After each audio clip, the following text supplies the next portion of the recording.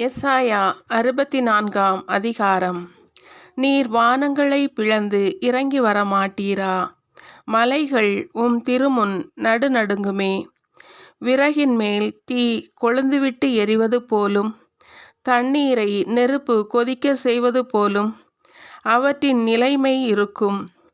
இவற்றால் உம் பெயர் பகைவருக்கு தெரிய வரும். வேற்றினத்தார் உம் திருமுன் நடுங்குவர்.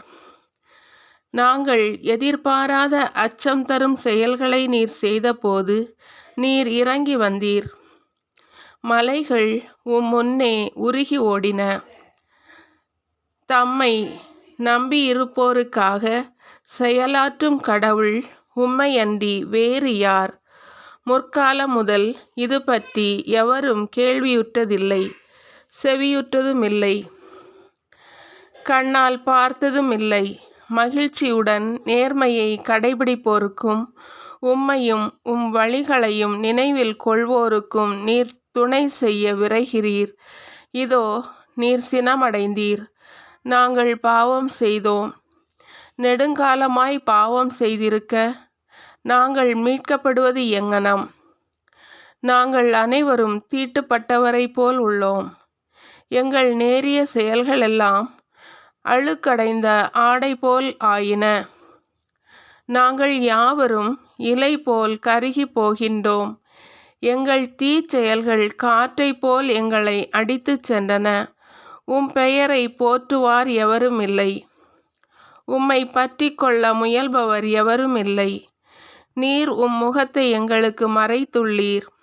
எங்கள் தீச்செயல்களின் பிடியில் எங்களை அழிய விட்டீர். ஆயினும் ஆண்டவரே, நீர் எங்கள் தந்தை, நாங்கள் களிமண். நீர் எங்கள் குயவன், நாங்கள் அனைவரும் உம் கைவேலைப்பாடுகளே. ஆண்டவரே, கடுஞ்சினம் கொள்ளாதிரும். குற்றத்தை என்றென்றும் நினையாதிரும். உம் மக்களாகிய எங்கள் அனைவரையும் கண்ணோக்கும். உம் புனித நகர்கள் பாலை நிலமாயின. சீயோன் பாழ் நிலமாயிற்று. எருசலேம் பாழடைந்து கிடக்கின்றது.